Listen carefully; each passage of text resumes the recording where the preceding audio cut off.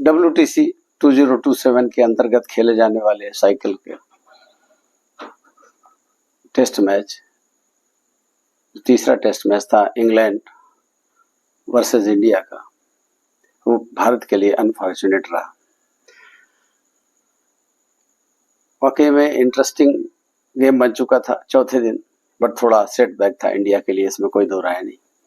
India ने जो last में हारी में 3 विकेट गंवाए, वो सिचुएशन अगले दिन लंच तक भी कंटिन्यू रही और लंच तक 3 विकेट गंवाने के बाद में ऑलमोस्ट इंडिया की बैकबोन जा चुकी थी। किसी को नहीं नजर आ रहा था कि मैच चाय के बाद तक जाएगा, लेकिन heads up to our tail enders with Jadeja, जिसने एक डिफरेंट अप्रोच दिखाया, डिफरेंट एटीट्यूड दिखाया और मैच को लग रहा था कि इंडिया की झोली में भी डाल सकते हैं, लेकिन ऐसा हो न सका। उधर ऑस्ट्रेलिया वेस्ट इंडीज के बीच में भी एक निराशाजनक मैच खत्म हुआ, जिसमें वेस्ट इंडीज अपने चौथी इनिंग में 26 रन पर ऑल आउट होने के बाद में मैच को बहुत बुरी तरह से गंवा दिया ऑस्ट्रेलिया के हाथों में। ऑस्ट्रेलिया के लिए उनके 2 मेन बॉलर पैट कमिंस के साथ मिलकर वेस्ट इंडीज की बैकबोन तोड़ दी, 9 विकेट हासिल कर लिए। खैर ये रेफरेंस था, असली बात करना तो है इंडिया वर्सेस इंग्लैंड की। Welcome friends, welcome to my YouTube channel Prem reels में आपका स्वागत है। भारत के लिए एक निराशाजनक खबर कल रही। हर क्रिकेट प्रेमी टीवी सीट के सामने इंटरेस्टिंग वे में देखता रहा और उम्मीद करता रहा कि शायद बट शायद हो न सका। बहुत से लम्हे ऐसे थे जिनको नरेट किया जाए तो कोई बुरी बात नहीं है। लगता है भारत ने अभी तक अपना प्लेइंग 11 सही नहीं पाया, कहीं ना कहीं कोई ना कोई खामियां हैं। कुछ कैचेस गिराना, कुछ कॉलस एटीट्यूड, पंत का रन आउट होना, कमिटमेंट नहीं दिखाता कि टीम इंडिया कमिटमेंट के साथ खेल रही है। फाइट अच्छा किया। पिछले टेस्ट मैच में एजबेस्टन में इतना अच्छा परफॉर्मेंस करने के बाद में अगर इस परफॉर्मेंस को देखेंगे तो शायद उनको एजबेस्टन का परफॉर्मेंस याद नहीं रहेगा। फिर भी hats off to Arvind Jadeja, Bumrah and Siraj, they fight till the neck और वो प्रूव हो गया। उनमें जज्बा है और जज्बा शायद पूरी टीम को दिखाना होगा। कुछ कमी गलतियां जो शायद उजागर हुई, वो गलतियां थी कुछ कैचेस ड्रॉप करना, 4th डे नाइट वॉचमैन को भेजना। नाइट वॉचमैन वो होता है जो खुद दिन मेन बैट्समैन को सेव कर सके, अगला विकेट गिरने से बचाए और अगले दिन भी दूसरी टीम के लिए थोड़ा हेडक बने। बट ऐसा हुआ नहीं। क्या जो नाइट वॉचमैन भेजा गया, नाइट वॉचमैन, क्या वो सही था? मुझे तो नहीं लगता। उनकी उसमें इतनी बैटिंग कैलिबर्टी है ही नहीं, और उसके बावजूद भी केएल राहुल ने अपना विकेट बचाने के लिए उसको बलिदान किया। आखिर 2 ओवर में केएल राहुल ने पहली बॉल पर रन लेकर अपने को बचाने की कोशिश की। ये नहीं सोचा कि नाइट वॉचमैन किस लिए भेजा गया है, आउट कराने के लिए, बट उन्होंने किया ऐसा। मुझे नहीं पता किसकी स्ट्रेटेजी थी, किसको ऐसा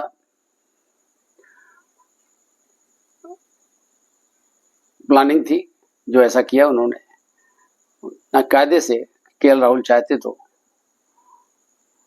डिफेंड कर सकते थे लास्ट ओवर, और कोई मतलब नहीं था कि नाइट वॉचमैन को बैटिंग दे, वो भी 5-5 बालें आप दे रहे हैं। हम इंडियंस तो यही समझते हैं। आप लोग क्या समझते हैं कमेंट करेंगे।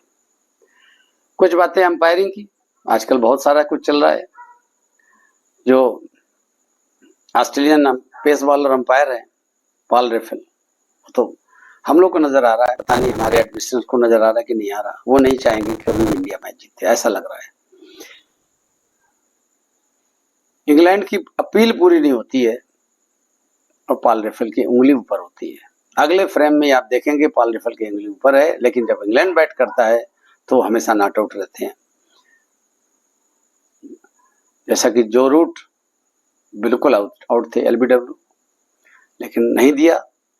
इंडिया ने अपना पहला रिव्यू गंवा दिया था, शायद उस चक्कर से उन्होंने सोचा भी नहीं उसके बारे में, बट वो नहीं दिया गया। इस तरह से अगर अंपायरिंग होगी तो फिर रिजल्ट कुछ भी हो निराशाजनक ही रहेगा। हम रिक्वेस्ट करते हैं इंडियन एडमिनिस्ट्रेशन से कि please go to ICC and request them to change these umpire। Mahmudullah लगातार 2 आउट देते हैं, दोनों रेफर करने के बाद में दोनों डिसीजन टर्न अप होते हैं। क्या ऐसे अंपायर क्रिकेट के लिए अच्छे हैं? मोहम्मदुल्लाह पहले भी बहुत कुछ कर चुके हैं इंडिया के साथ में, और मुझे नहीं लगता कि ऐसे कुछ हासिल होने वाला है। तो please do something. Steve Bucknor की याद दिलाती है ऑस्ट्रेलिया में, जब ऐसा ही उन्होंने कुछ किया था और इंडिया ने अपील की थी और स्टीव बकनर को आउट करना पड़ा था। उनकी उंगली भी इसी तरह से इंडियन बैट्समैन को आउट करने में उठती थी। इसके पहले क्या पोजीशन अपील करे, उनकी उंगली ऊपर होती थी। अब वो याद दिलाती है। बहुत कुछ यादें हैं। इंडिया हारी, वो भी हर्ट करेगा, अच्छी तरह हर्ट करेगा, और वो भी रिमाइंड कराता है चेन्नई वाला इंडिया वर्सेस पाकिस्तान मैच का, जो 1999 में था। सचिन तेंदुलकर ने उस मैच में इंडिया को कितना क्लोज ले गए थे सेंचुरी बनाने के बाद में, लेकिन वही बैड लक कि कुछ रन बनाने थे और जवाहरलाल श्रीनाथ ने पैड पे बॉल लगी और उसके बाद स्टंप में जा गिरी और आउट हो गए थे और इंडिया मैच हार गया था। बिल्कुल सेम तरह से हुआ कल। सिराज ने बहुत कोशिश की, बट शायद जडेजा को थोड़ा सा मैच को अप्रोच और चेंज करना था, थोड़ा जिम्मेदारी लेनी थी कि सिराज कब तक रुके रहते हैं। आप हर बाल 2 बॉल उनको देते हैं खेलने के लिए, 5वीं 6वीं बॉल या 6ठी बॉल, कहीं ना कहीं तो गड़बड़ था। थोड़ी अप्रोच और गड़बड़ होनी चाहिए थी। एनीवे, आज स्कोर बताने से कोई फायदा नहीं है। फिर भी अब चूंकि हम इंफॉर्मेशन लेके आते हैं तो इंडिया की सेकेंड इनिंग के बारे में जरूर बात करेंगे। इंडिया के सेकेंड इनिंग जो कल परसों यानी शाम को चौथे दिन 3 विकेट हारी में गए थे, वो निराशाजनक था, हेडेक बन गया था इंडिया के लिए। लेकिन आकाशदीप को आउट कराने का जो जिम्मा टीम इंडिया ने लिया था, शायद वो कंटिन्यू रहा। जायसवाल का फेल्योर, कभी कभी हमारे पास एक रिजर्व ओपनर होना चाहिए और give pat at the backs Jaiswal के। He should remember he is not the permanent choice. He is thinking he is permanent choice, and he does if and buts. He does good performance in one match and he fails another performance in another match. I don't think he should be considered in every match. They should have standby opener and good opener. There are a lot of openers in India. How can't you find a good opener out of 150 crore Indian population? It's hurting, really hurting. He is not consistent, and we always think if he goes on to play 10 overs, then only we can find some runs from his below. Otherwise, मुझे नहीं लगता है। और यही हुआ second test में। सबसे बड़ा फेल्योर यशस्वी जायसवाल, दूसरा फेल्योर कप्तान शुभमन गिल का। जायसवाल में अभी भी लगता है मैच्योरिटी नहीं आई। वो 0 रन बनाकर उसे 7 बॉल पर जोफ्रा आर्चर की किस बॉल को कहाँ हिट करने जा रहे थे, क्या जरूरत थी उनको? अभी उनको थोड़ा टाइम पास करना था। टेस्ट हमारे हाथ में था, हमें केवल टिकना था। केवल टिकते तो अपने आप 20-25 रन बन जाते, लेकिन ऐसा नहीं हुआ। जेमी स्मिथ को कैच दे बैठे, आसमान में बॉल फेंक दी जोफ्रा आर्चर की। आप एक महान और अच्छे बॉलर को खेलते हैं, स्पीड अच्छी है, 90 किलोमीटर के ऊपर, 90 माइल्स के ऊपर वो बॉल फेंक रहे थे, रिदम में थे। आपको थोड़ा उनको बचाना था, आपको उनसे बचना था, थोड़ा अवॉइड करना था, डिफेंसिव खेलना था। बाउंस बॉल थी, उसको छोड़ना था। करुण केएल राहुल तो खेलते रहे, कोई बात नहीं, वो नहीं नॉट आउट थे। मुझे लग रहा था कि शायद संकट मोचन बनेंगे इंडिया के लिए, लेकिन ऐसा ना हो सका। सुबह पंत जो बहुत जल्दी आउट हो गए, जोफ्रा आर्चर की बॉल से बोल्ड हो गए, वो सबसे बड़ी निराशाजनक बात थी। बैकबोन टूटी थी, और साथ साथ में केएल राहुल का तुरंत आउट हो जाना एलबीडब्ल्यू स्टोक्स की बॉल पर 39 रन बनाकर 58 बॉलों में 6 चौके लगाकर। बस मैच तो ऑलमोस्ट वहीं से जा चुका था और होप्स खत्म हो गई थी। पता नहीं था कि रवींद्र जडेजा इतना अच्छा परफॉर्म करेंगे। सबसे प्रॉब्लम करुण नायर की है।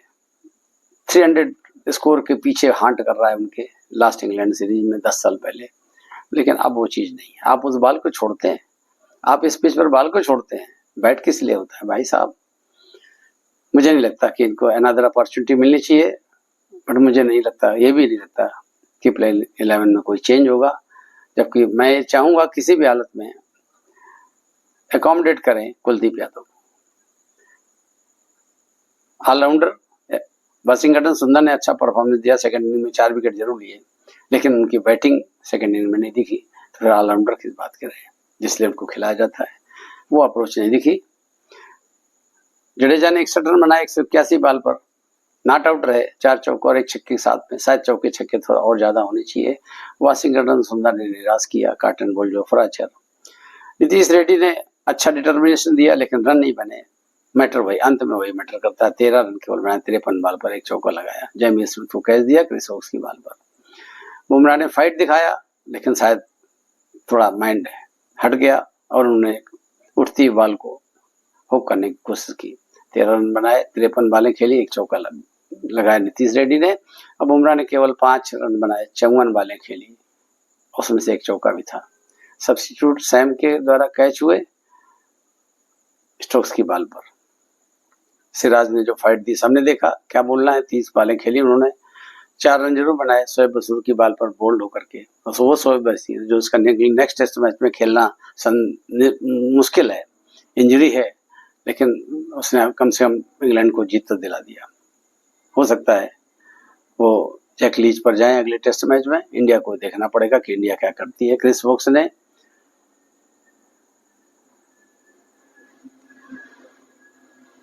भारत के 170 रनों के योगदान के बावजूद बहुत अच्छी बॉलिंग की। 12 ओवर फेंके, 5 मेडल, 21 रन दिए, 1 विकेट लिया। जोफ्राचर जिन्होंने बैकबोन तोड़ी बेन स्टोक्स के साथ में, 16 ओवर फेंके, 1 मेडल, 55 रन, 3 विकेट। और Ben Stokes 24 over, 4 medal, 48 run, 3 wicket. Brydon Carse 16 over, 2 medal, 30 run, 2 wicket. और जो रूट ने 1 ओवर फेंका, 1 रन दिया, कोई विकेट नहीं मिला। शोएब बशीर ने मैच को आखिरकार इंग्लैंड की झोली में डाला। 5.5 ओवर में 1 मेडल फेंक कर 6 रन दिए, 1 विकेट हासिल किया। और लास्ट विकेट वही था जो मोहम्मद सिराज का। जायसवाल 5 रन पर आउट हुए थे।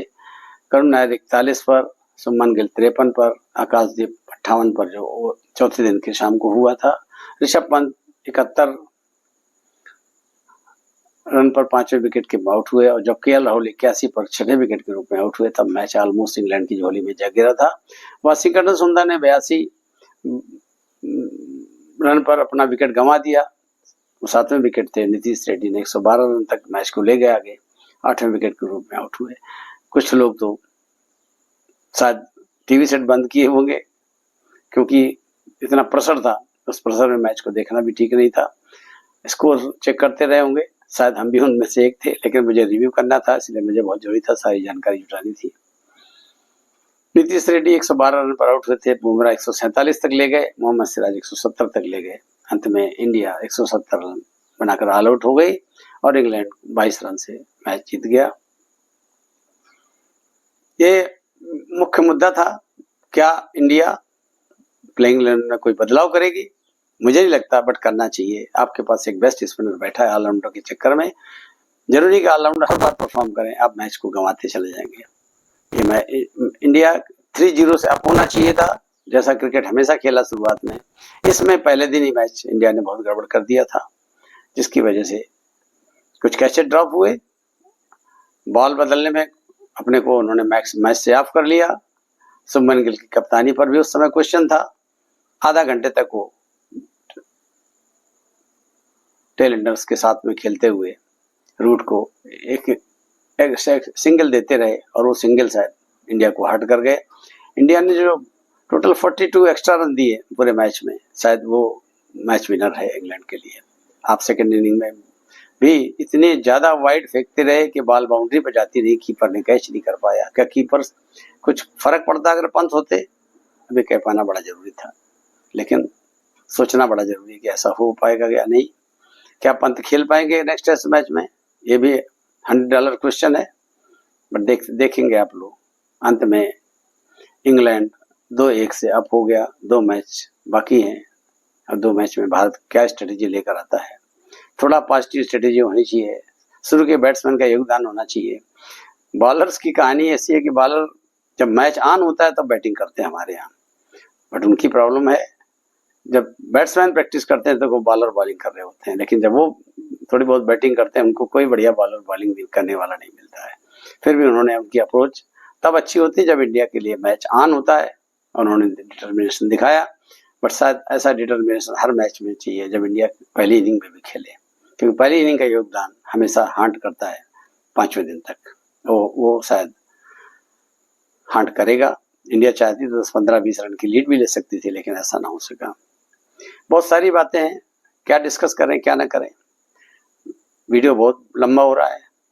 आपसे मिलते हैं अगले टेस्ट मैच के पहले दिन पर, बीच में दूसरे जो टेस्ट मैचेस और 2020 वनडे चल रहे हैं उनकी बीच के भी हाइलाइट्स लेकर आपके बीच में आते रहेंगे। मिलेंगे दोबारा। नमस्कार, शब्बा खैर।